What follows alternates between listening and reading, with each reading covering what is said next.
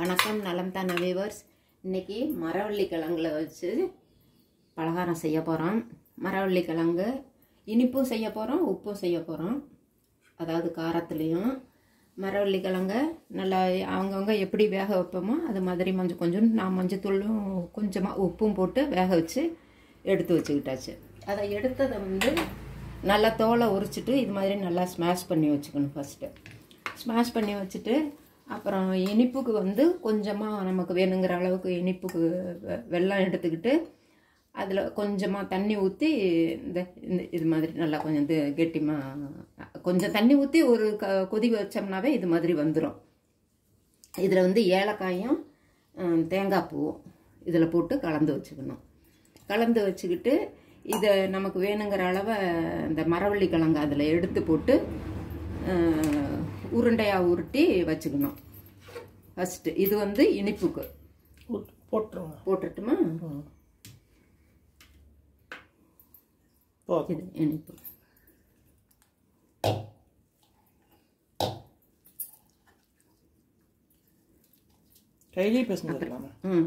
இதையும் கலந்து காமிச்சிட்டு அப்புறம் பிசைஞ்சுக்கலாமா. அப்புறம் காரத்துக்கு வடை சட்டியில் கடுகு உளுந்தம்பருப்பு போடுங்க. பற்ற வச்சிட்டுமா.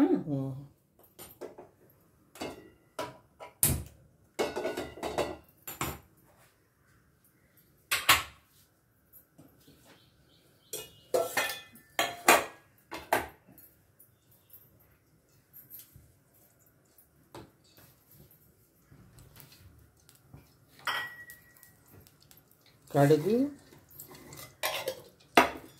உளுத்தம்பருப்பா கொஞ்சம் கொஞ்சம் போடணும்.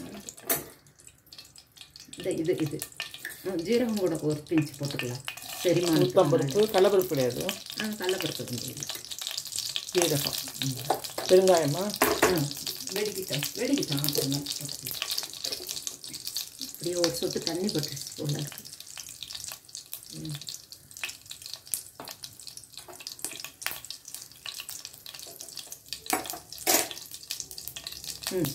வெடிச்சிருச்சு.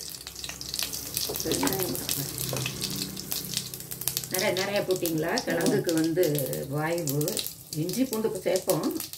போதும் சரியா வாசம். இப்போ இதில் பச்சை மிளகாய் ஒன்று நல்லா விதையை எடுத்துட்டு நான் அரிஞ்சு வச்சுருக்கேன். அது கொஞ்சம் இஞ்சி பூண்டு வெங்காயம். நான் வெங்காயம் கொஞ்சமாக போட்டிருக்கேன். இன்னும் கொஞ்சம் வேணுமா கூட போட்டுக்கலாம். நான் கிழங்கு நிறையா கொஞ்சம் சேர்க்கலாங்கிறதுக்காக.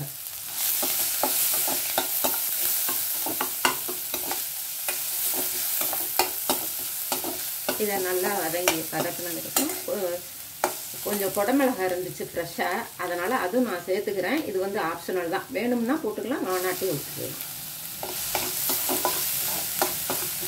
இது கொஞ்சம் பாதி முக்கால் வதங்கினோடனே கொஞ்சம் உப்பு சேர்த்துக்கலாம். அதுக்கு மட்டும் கிழங்குல உப்பு போட்டிருக்கோம், அதனால் இதில் கொஞ்சமாக மட்டும் ஊற்றிக்கலாம்.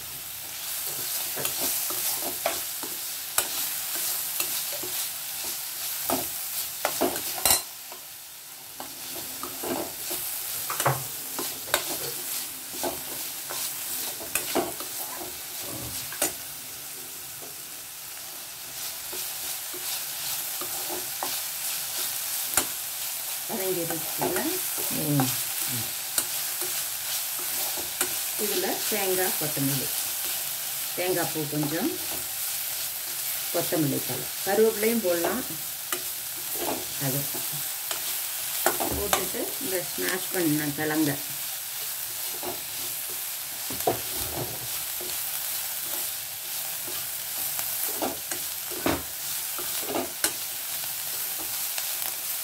இதில் போட்டு இது லைட்டாக ஒரு கரெக்டாக ஆஃப் பண்ணிடலாம். ஆஃப் பண்ணிவிட்டு கையில் கூட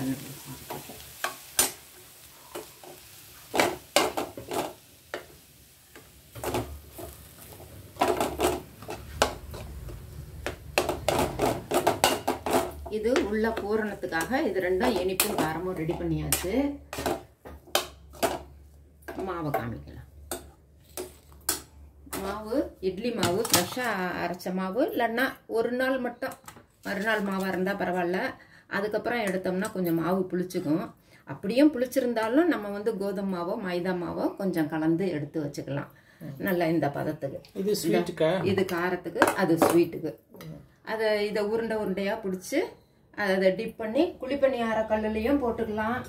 நம்ம டீப் ஃப்ரை பண்ணோம்னா எண்ணெயிலையும் செஞ்சுக்கலாம். இதை உருட்டி வச்சுக்கலாம். இதை உருட்டி கொஞ்சம் இப்போ நல்லா உருட்டி வச்சாச்சு. நல்லா ஷேப்பாக வேணும்னா நல்லா கொண்டு வந்துக்கலாம். அந்த மாவை கரைச்சி வச்ச மாவு இருக்கு இல்லைங்களா, இதில் இட்லி மாவு. இட்லி மாவும் கொஞ்சம் நான் கோதுமை மாவு கலந்துருக்குறேன். இன்னைக்கு மைதாவும் கோதுமையும் கலந்துக்கலாம். குழிப்பணியார கல்லில் நல்லா கொஞ்சம் நிறையா எண்ணெய் ஊற்றி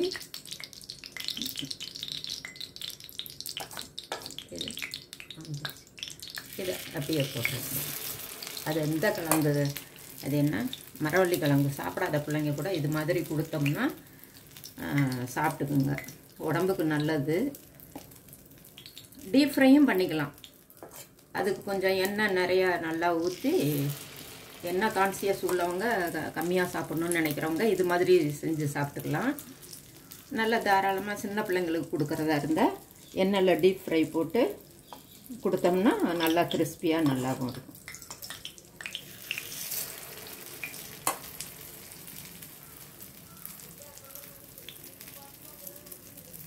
கொஞ்சம் சிம்மில் வச்சுக்கோங்க, இல்லைன்னா கருத்து போயிடும். அடியில் வெந்து சீக்கிரமாக செவந்துக்கும். சிம்மில் வச்சு மாவும் வெந்துடும். அதே சமயத்தில் நல்ல ப்ரௌன் கலராகவும் வந்துடும்.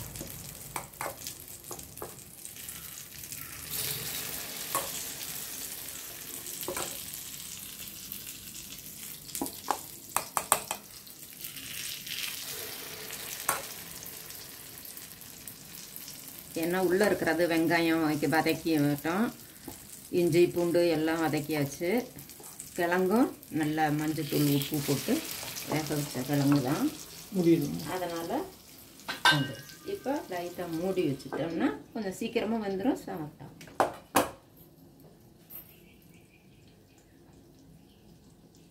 இல்லை உருட்டி அதில் போட்டுறேன்.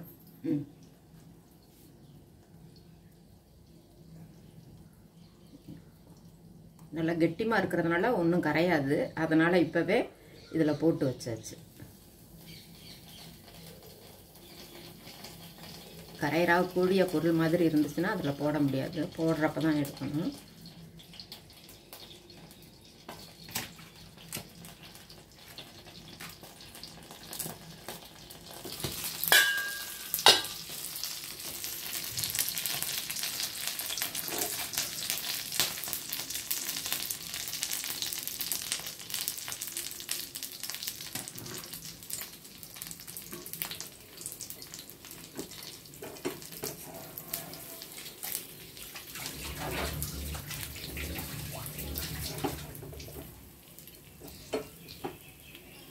வருதா?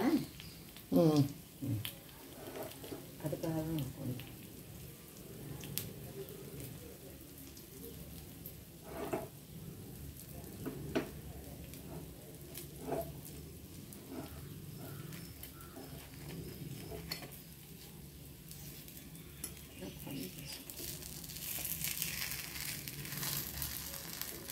சிம்மில் வச்சுக்கோங்க. அது அரிசி மாவு இருக்கிறதுனால கொஞ்சம் சீக்கிரமாக செவந்துக்கும். நல்லா ரவுண்ட் பண்ணி எண்ணெய் ஊற்றிக்கணும். எண்ணெய் மேலே கொஞ்சம் ஊற்றி இருந்துருக்கணும். வந்துடும். அது ஃபஸ்ட்டு இது வேறையா, அதனால்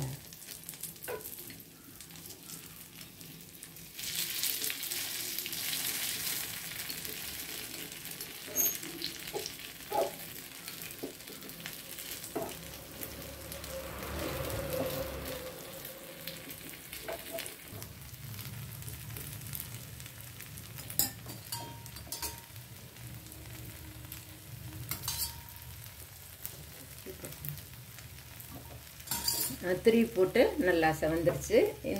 இந்த பக்கமும் ஒரு நிமிஷம் விட்டு வேக விட்டு சின்னதுலேயே வச்சுக்கலாம். ஸ்டவ்வை மீடியத்தில் இல்லைன்னா சின்னதில் வச்சோம்னா தான் சரியாக இருக்கும்.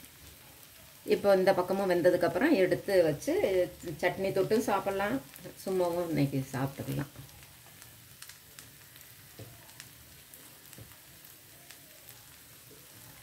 எடுத்து பார்க்கலாமா? இந்த பக்கமும் நல்லா வெந்திருக்கும். இன்னும் கொஞ்சம் கூட விட்றா இருந்தால் விடலாம், ஆனால் வெந்துருச்சு. இது வெந்துருச்சு. கொஞ்சம் ஃப்ளேம் மட்டும் ஜாஸ்தி வச்சு இன்னும் கொஞ்சம் சவக்க விட்டு எடுத்தோம்னா பார்க்குறதுக்கும் நல்லாயிருக்கும், சாப்பிட்றதுக்கும் நல்லாயிருக்கும். தோசையே ஒரு சிலருக்கு வெள்ளையாக இருந்தால் பிடிக்கும், ஒரு சிலருக்கு செமப்பாக இருந்த கலர் வந்து சாப்பிட நல்லாயிருக்கும்.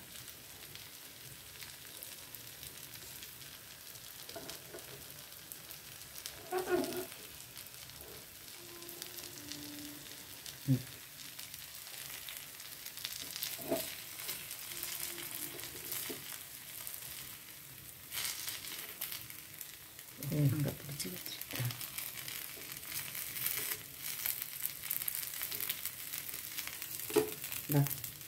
கலர் வந்துடுச்சு.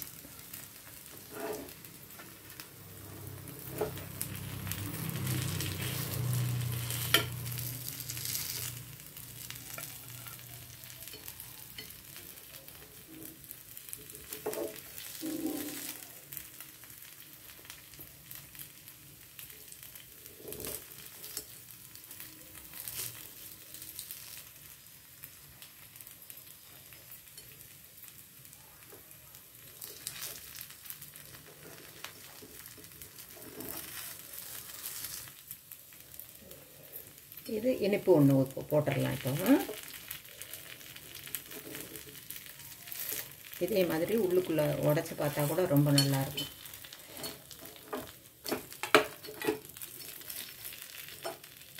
இனிப்பு இது இனிப்பு வெல்லம் போட்டது. அந்த கிழங்குல இருக்கிற நடு நரம்பு இருக்கும்ல, அதை எடுத்துட்டு ஸ்மாஷ் பண்ணிவிடுங்க. எடுத்துட்டேன், தெரியாமல் இதில் ஒன்று வந்துடுச்சு. இப்போது இதை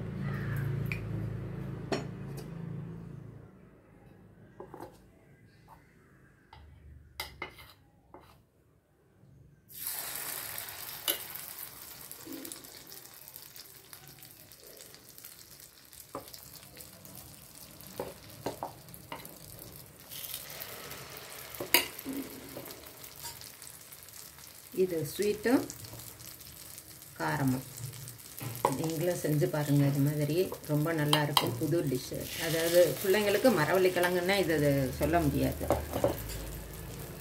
ஒரு சிலர் விரும்பி சாப்பிடுவாங்க, சும்மா வேக வச்சு சாப்பிடுவாங்க.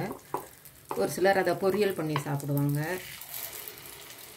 இல்லைன்னா சும்மா தேங்காய் வெல்லம் சர்க்கரை போட்டு இது கிழங்கு போட்டு அப்படியும் சும்மா சாப்பிடுவாங்க, சிப்ஸ் பண்ணி சாப்பிடுவாங்க. இது வந்து புது தினசான குழிப்பணியாரம், மரவள்ளி கிழங்கு குழிப்பணியாரம், ஸ்வீட் அண்டு காரம்.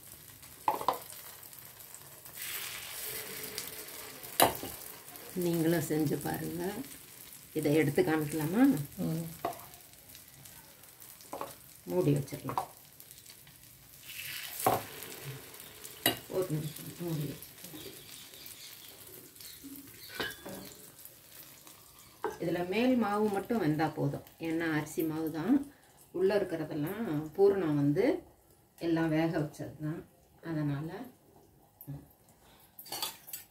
இதை பாருங்கள்,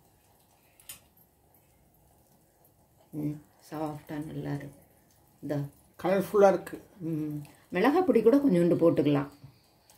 நம்ம காரம் வேணுங்கிறவங்க மிளகாய் பொடியும் போட்டுக்கலாம்.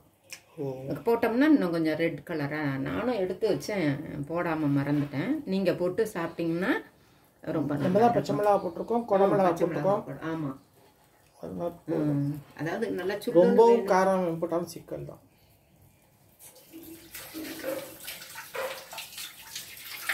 இது அடுத்த இது ஈஸியாக வந்துடும். முதல் தடவை தான் கொஞ்சம் இதாக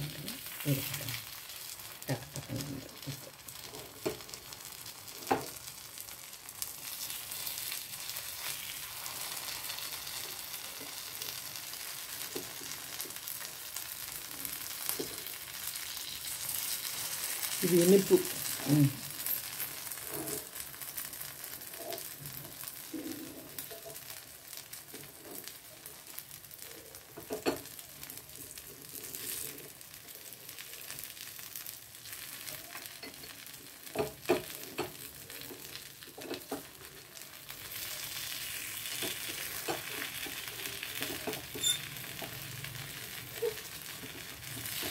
நீங்கள் மார்னிங் பிரேக்ஃபாஸ்ட்டு இதுதான். மரவள்ளிக்கிழங்கு கார பணியாரம், மரவள்ளிக்கிழங்கு இனிப்பு பணியாரம். இதுக்கு கார சட்னி. நீங்களும் செஞ்சு பாருங்கள்.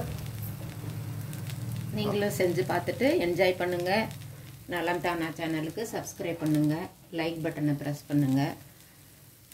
வேறு ஒரு வீடியோவில் பார்க்கலாம். தேங்க்யூ.